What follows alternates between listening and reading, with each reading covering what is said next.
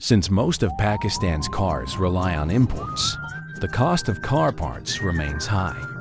That's why this small workshop in Peshawar decided to use traditional sand casting methods to produce crankshafts. This not only provides jobs for the Lao Ba brothers, but also makes crankshafts that are 1/3 cheaper than imported ones, making them popular with local car owners. The craftsmen are currently preparing the mold for the sand casting. They first place the crankshaft model inside a limiter. To prevent the molding sand from sticking to the mold, they apply a layer of talcum powder on the surface of the mold. Then, they fit an iron ring around it to serve as the mold's framework. Next, they fill the sandbox with pre-prepared molding sand. To ensure there are no air gaps in the mold, the craftsmen use various tools to compact the sand tightly. This step is crucial because compacting the sand not only strengthens the mold, but also reduces the chance of defects or air pockets in the final casting. After compacting, they turn the mold 180 degrees. Since the mold is divided into 2 layers, they need to dig small pits on the sides for the upper mold to be aligned. Then, another layer of talcum powder is applied to prevent the upper and lower molds from sticking together. The craftsmen continue to add the iron ring around the frame and fill it with more molding sand, pressing it down tightly. This process is similar to the previous step, except for adding a pouring channel and a vent hole. Since pouring molten iron generates a lot of gas, the vent allows the gas to escape, preventing cracks in the mold. After the molding sand is fully packed in layers, the vent holes are dug out, and the mold is complete. Thanks to the talcum powder, separating the upper and lower molds is easy, and the crankshaft model can now be removed. However, the mold is still not ready for use. To prevent the mold from cracking during casting, a blowtorch is used to evenly heat the mold, ensuring that the surface hardens where it will come in contact with the molten iron. Once everything is ready, the 2 halves of the mold are precisely aligned, and the casting can begin. Meanwhile, on the other side of the workshop, the craftsmen are busy adding raw materials to the furnace. These materials are scrap metal they bought at a lower cost.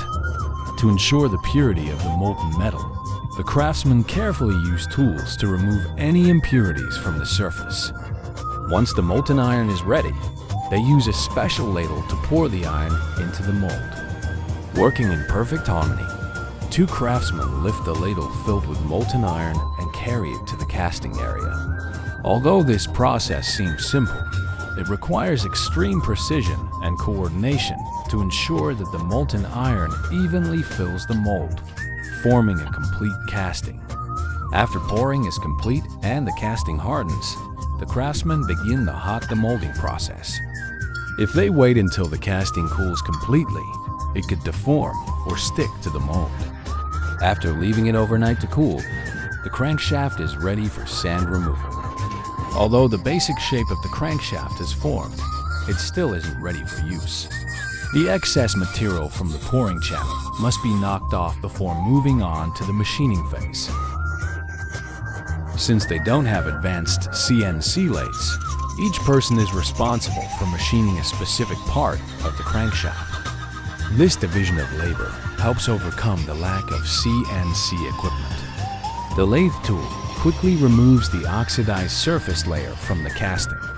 Throughout the machining process, the craftsmen strictly monitor the dimensions of each section, using measuring tools for precise comparison, ensuring that each step is error-free. After the initial machining is done, 3 of the crankshaft's journals still need further work. The crankshaft is then mounted on a specialized lathe that allows it to rotate around its axis, so the offset journals can be machined accurately. Since the crankshaft generates a lot of heat during use, oil holes must be drilled into the journals.